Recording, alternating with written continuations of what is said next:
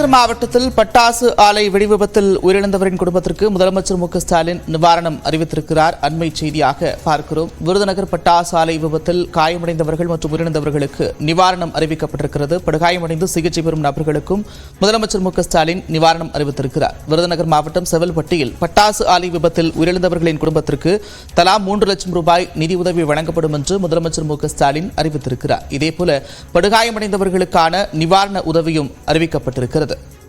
செவல்பட்டி பட்டாசு ஆலையில் ஏற்பட்ட வெடிவிபத்தில் கோவிந்தராஜ் என்பவர் உயிரிழந்திருந்தார். இந்நிலையில் உயிரிழந்தவரின் குடும்பத்திற்கு 3 லட்சம் ரூபாய் நிவாரண நிதி வழங்கப்படும் என்றும் படுகாயமடைந்து சிகிச்சை பெற்றும் குருமூர்த்திக்கு 2 லட்சம் ரூபாய் வழங்கப்படும் என்றும் முதலமைச்சர் மு.க.ஸ்டாலின் உத்தரவு பிறப்பித்துள்ளார்.